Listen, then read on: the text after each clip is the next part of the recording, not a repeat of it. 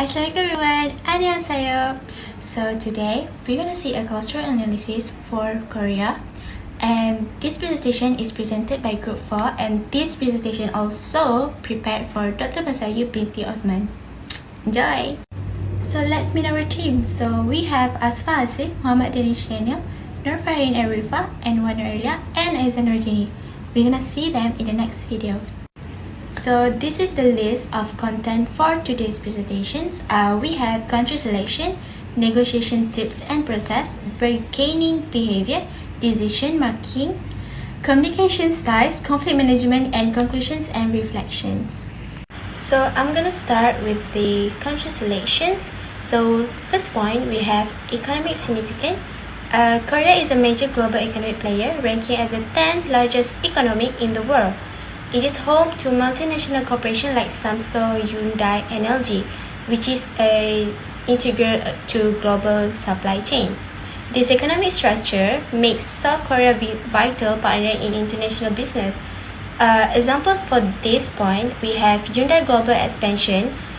So for this one, Hyundai Motor Company, a Korean automaker, has established manufacturing plants and R&D center worldwide, including in the United States, China, and Europe.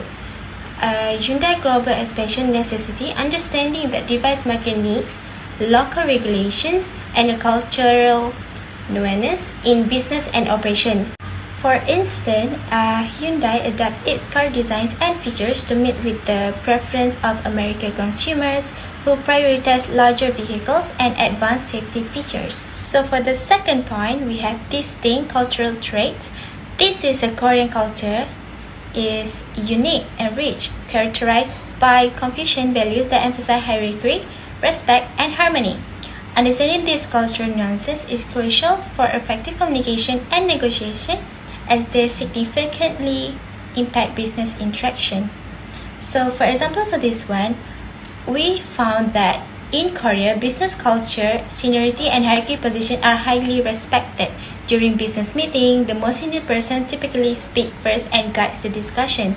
When Western companies such as American tech firm meets with the Korean partner, they need to acknowledge and respect this hierarchy. For example, an American manager might defer to the senior Korean executive, allowing them to set the agenda and lead the conversation, thus showing respect and facilitating smoother negotiation. So for the third point, we have negotiation style. Korean negotiation style tends to be indirect, with a strong emphasis on building relationship and trust before proceeding to business matters.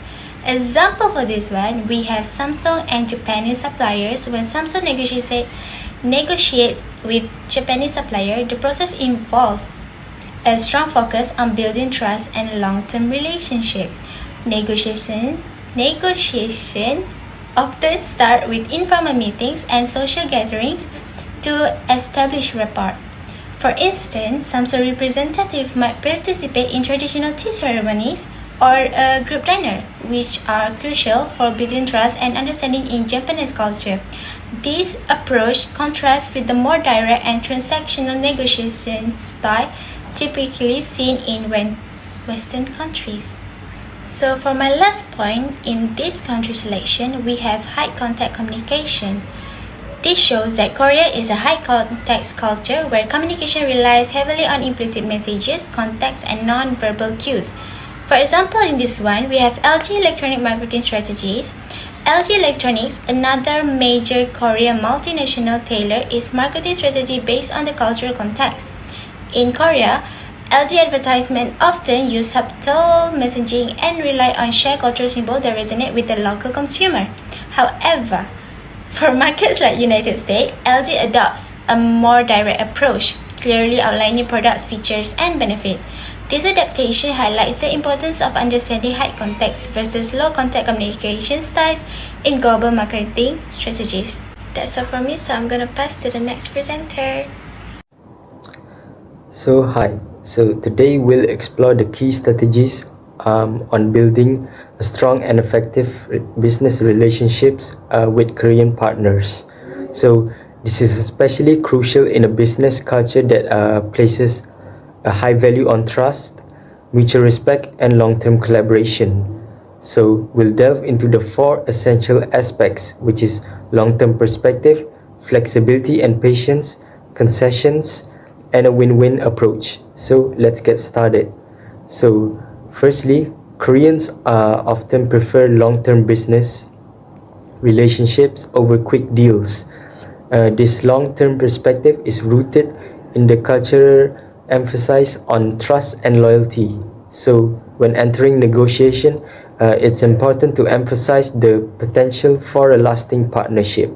So discuss future opportunities and share goals right from the beginning. So for instance, talk about how your collaboration can evolve over the years, what milestones you aim to achieve together, and how you envision supporting each other's growth.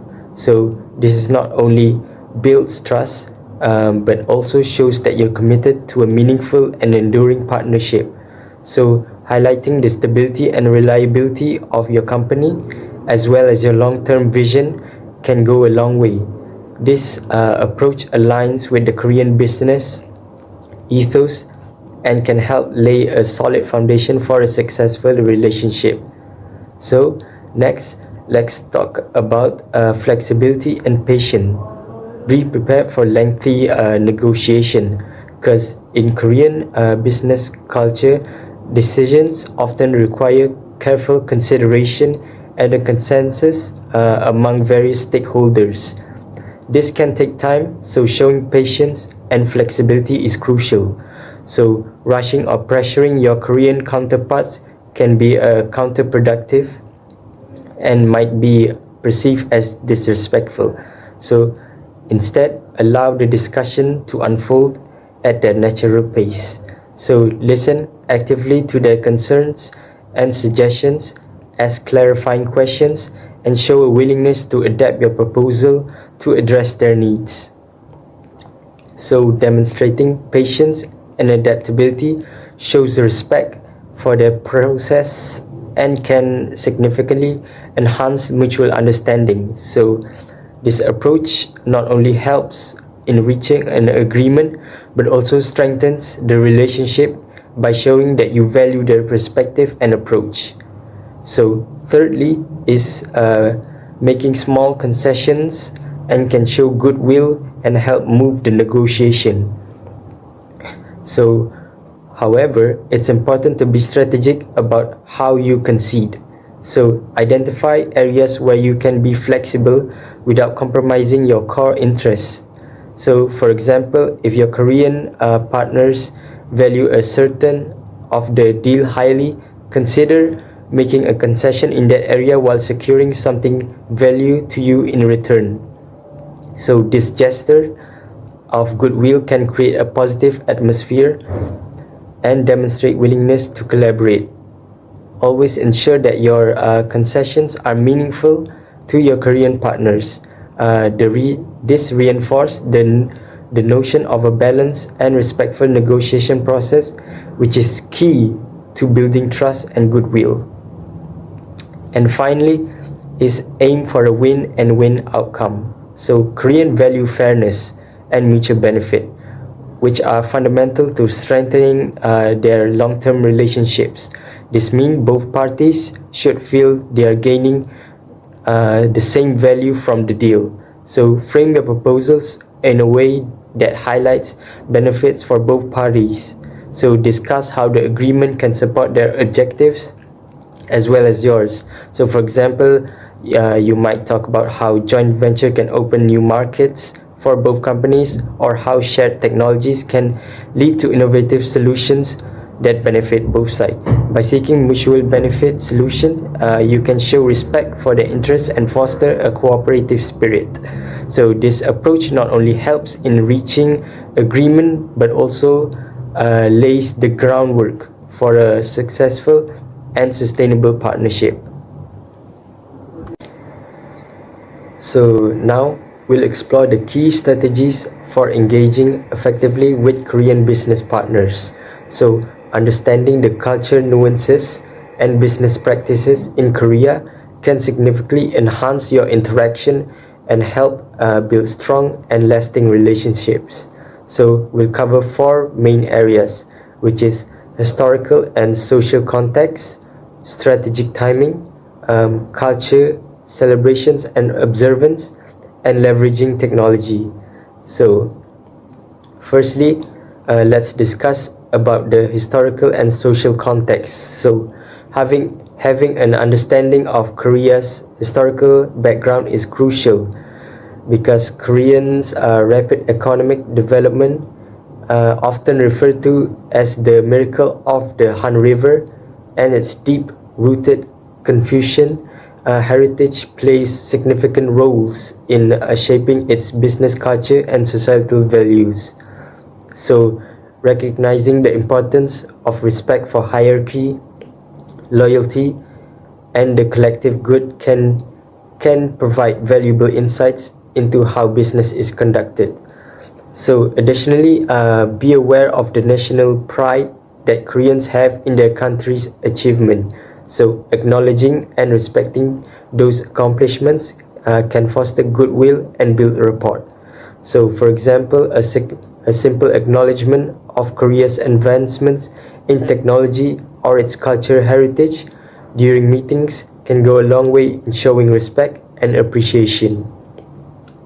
So next, strategic timing in negotiation is vital. Be mindful of timing and negotiations, such as the end of the fiscal year or the other significant dates which can influence decision-making urgency.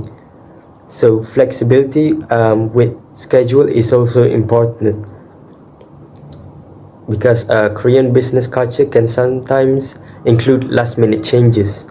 So demonstrating flexibility and adaptability with scheduling can help you navigate these situations smoothly. So always be prepared for sudden adjustments and show a willingness to accommodate them. Accommodate them. So this flexible can be key in building trust and reliability in your business relationships. So moving on to the culture celebration and observance. So recognize the importance Korean holidays such as Lunar New Year and Chuseok, which is the harvest festival. So these are significant times for Koreans, and respecting these can enhance their relationships. So if invited, participate in cultural celebrations and events. This shows respect for the Korean traditions and can deepen personal bonds. Understanding and honoring these traditions demonstrates cultural sensitivity and respect, so which is highly valued in Korean society. So being aware of these holidays also helps in planning business activities and avoiding schedule conflicts.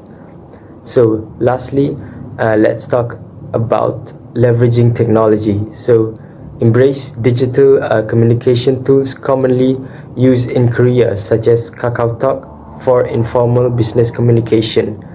So this platform is widely used for both personal and professional communication. With the rise of remote work, be prepared for virtual meetings. Ensure you are familiar with the technology etiquette involved. So test your equipment beforehand, be punctual, and follow up with the summary of the meeting. So this shows professionalism and respect for the time. Adapting to these digital tools and norms can be great to enhance your communication efficiency and effectiveness in Korean business settings. So to recap, understanding the Koreans' historical and social context, being strategic with timing, recognizing cultural celebrations, and leveraging technologies are key strategies for effective engagement with Korean business partners. So by integrating this practice, you'll be well equipped to build strong and respectful and successful business relationships. Hi everyone. Today we dive into the intricate cultural nuance that shape decision making in South Korea. a country renowned for its rich heritage and deep-rooted traditions. So there are four major points for decision making in South Korea. So for the first point is hierarchy. In South Korea, hierarchy reigns supreme. This entails a profound reverence for authority and a structured approach to decision making. Higher-ranking individuals wield significant influence, and it's customary to defer to senior when making decisions. This hierarchical framework fosters order and stability within organization and society at large. So for the next point is group harmony. Maintaining harmony within the group is paramount in South Korean culture. Decisions are often reached collectively with an emphasis on consensus building.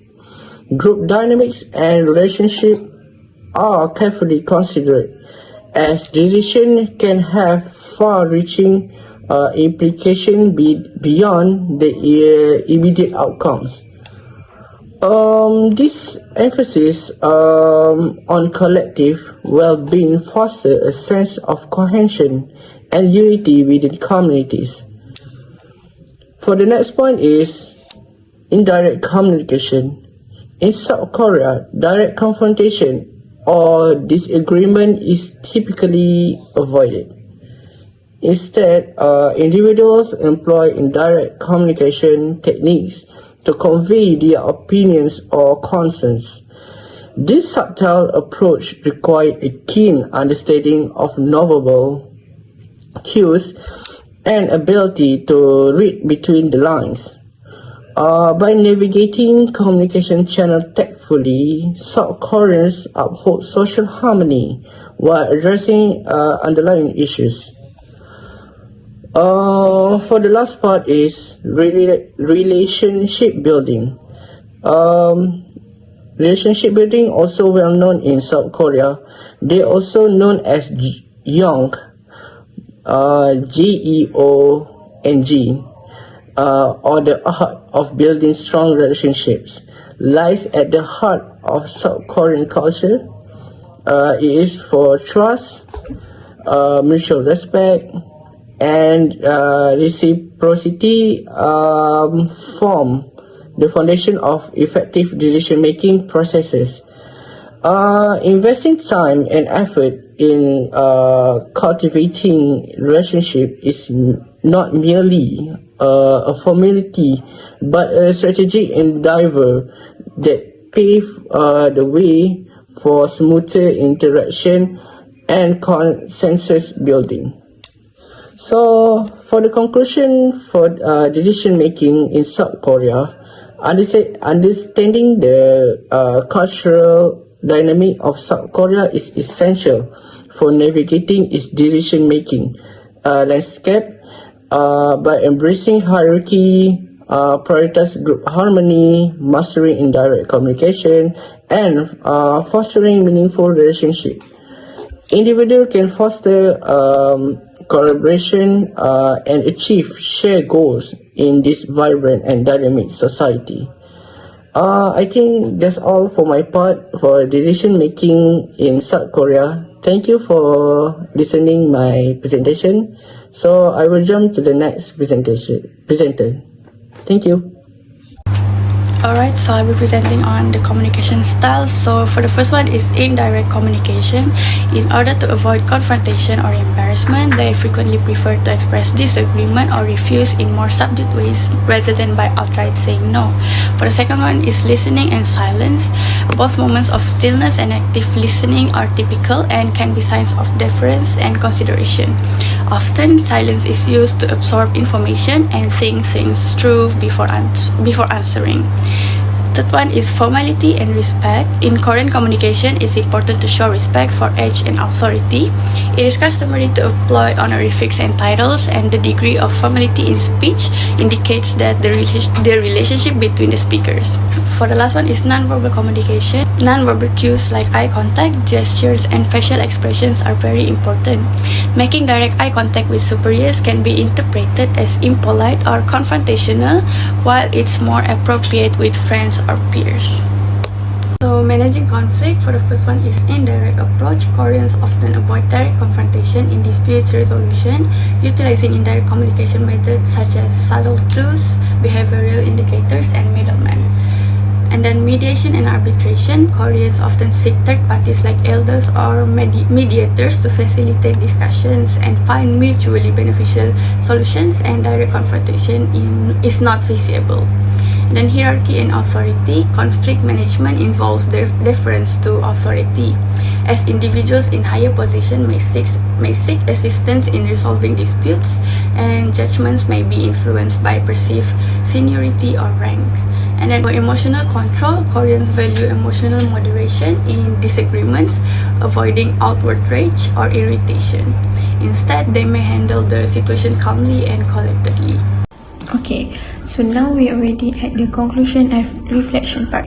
So for the conclusion, knowing about Korean society is very important for anyone who wants to do businesses in Korea. So a lot of Korean social and business exchange are based on the idea of others, respect, and building trust. So Korean business practice are based on high context of communication, which means that mostly people share the information through their body language and the situation they are in rather than using words. So this means that business partners from other countries need to be more aware and sensitive to these minor cues. So to negotiate well in Korea, you need to be flexible, patient, and think about the long run. So building trust and a good relationship is important before getting down to the business, which show how important these relationships are to Koreans. So the informal way of talking to each other and solving problems show how important it is to have a deep understanding of Korean social values. So using expert and keep your emotion in check are two important ways to handle disagreement and reach the solution that are good for everyone. Okay, so we are at the reflection part. So after all the presentation from my friend, it is clear that if you want to work in Korean business, you need to really understand what makes it different. So the interaction are shaped by the way people talk to each other indirectly. So it's how important non-verbal cues are and how the organization is set up in hierarchy. So for the example, knowing the meaning of honorific and polite speaking can clear up any confusion and show respect for your Korean business partner. So being patient and building long-term relationship suggests that in Korea, so business success isn't just about making deals, it depends on trust and mutual respect that grow over time. So this method is different from direct and quick ways of negotiation that are common in some Western culture. So this shows how important it is to be able to change the different culture and show understanding. So if you want to see more of Korean than just doing business there, the culture, social detail give you a better understanding of the country history and way of life, which can make the trips more enjoyable overall. Okay, so that's all from us. Thank you for your attention and don't forget to share and like our video.